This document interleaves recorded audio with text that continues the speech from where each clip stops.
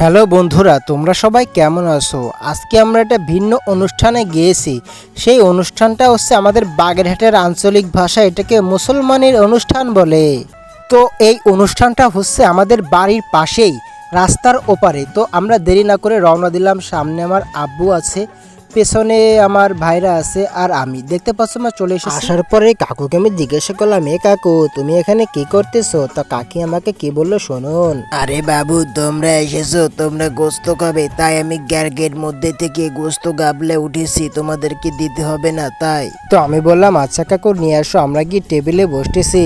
তো আমরা দেরি না করে তাড়াতাড়ি গিয়ে টেবিলে বসে আদিকে সবাই খাওয়া দাওয়া করতেছে। তো এই ভাই, তুমি অমন করে ওদিকে তাকায় রয়েছো কেন? কি হয়েছে তোমার? কি মেলা খিদে লাগিয়েছে নাই? আরে ভাই আর কইয়ে না, সোয়ালেতে না খেয়ে রয়েছি, মেলা খিদে লাগিয়েছে ভাই, সবাই খাচ্ছে, আমরা যে কন্যে খাবানি। তো আমি আর দেরি না করে তাড়াতাড়ি ওয়েটারকে ডাকলাম, এ ওয়েটার ভাই, তাড়াতাড়ি আসো, তাড়াতাড়ি এসে আমাকে খাতে দাও, আমারও মেলা খিদে লাগিয়েছে। দুঃখের কথা আর কি খাবো, মেলাক্ষণ ধরে না খেয়ে রয়েছি। তো ইতিমধ্যে আমাদের সামনে সাদা সাদা প্লেট দিল এবং সাদা সাদা গিলাস দিল। তো দেখতে পাচ্ছেন আমারও মেলা খিদে লাগিয়েছে। সবাই কেউ পানি ঢালতেছে, কেউ হাত ধুচ্ছে। তো আস্তে আস্তে দেখতে পাচ্ছেন আমার এক দাদা সবাইকে ভাত দিচ্ছে, আস্তে আস্তে অল্প অল্প করে ভাত দিচ্ছে। তো এখনো তরকারি এসে পারিনি, তাই অল্প অল্প করে সাদা ভাত খাচ্ছি। আর কি আর বকন, খিদেও লাগিছে মেলা। তরকারিওয়ালাকে ডাকলাম, এই তরকারিওয়ালা ভাই তাড়াতাড়ি তরকারি নিয়ে আসো, সাদা ভাত দিয়ে দিছো, তরকারি না নিয়ে ভাত খাওয়া যায়?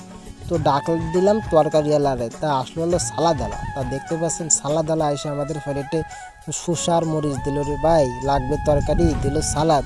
যা আর কি কব ভাই, গরিবের দুঃখ কেউ বোঝে নাই, শসা দিয়ে কাঁচা মরিচ দিয়েছি, বেশি বে খাই।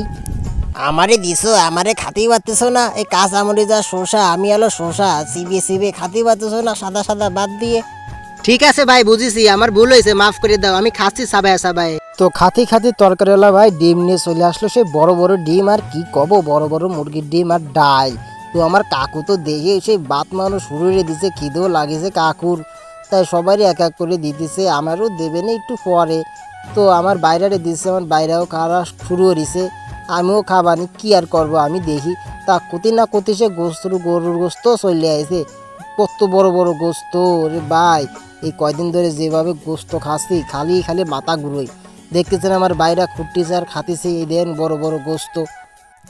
তুই এত কথা কষিত কেন? তোর যদি আমি গরুর গোস্ত আমারে খালি যদি তোরা তো মাথা ঘুরুই, তুই তেমনি বাবারে বাড়ি নিয়ে যা, বাড়ি যাই এক একদিন বসে বসে একটা খাইস কেন? তুই কথাটা মন্দ বলিস নি, তুই কথাটা সত্যি কইছিস রে। আমি তারি বাড়ি নিয়ে যাই, আস্তে আস্তে বসে বসে খাওয়া নি। তো যেই কথা সেই কাজ, গরুর গোস্ত খালাম না। তো ইতিমধ্যে দই নিয়ে আসলো, তা দইও খুব ভাল লাগে। তুই আমাদের কই দেবে টাকা রয়েছিস কেন? এক চামচের বেশি আর দেবে না রে, দই একটু কম আছে, তুই একটু কমায় খা, দিন লাগলি বাজারে যে খাইস কেন তুই? ঠিক আছে ভাই, আমার ভুল হয়েছে, আমি তাকাচ্ছি না, তুমি সরলি আমি করা ভাত খাবো, তুমি এদের সরদিন আগে। বন্ধুরা গরমে ভাত আর কি খাবো, তা আমি বাড়ি চলে এলাম আর খাইলাম না। তো যে গরম ফুরিয়েছে, আমার কাকিরা কি আর বেতা, কাকিরাও বাড়ি নিয়ে এলো, বাড়ি এনে বসে বসে খাইলো। তো আমিও অল্প করা খাইলাম আর নিয়ে আইলাম, বসে বসে আমার মাই এলো গাইমে যাচ্ছে, তো আমার মায়েরই নিয়ে আমি চলে এলাম তাড়াতাড়ি। যে গরম পড়েছে রে ভাই, আজকে মনে হয় 50 ডিগ্রি সেলসিয়াস, তার কম ছাড়া বেশি না। সবাই ভালো থাকবেন, আজকে এই পর্যন্তই থাক।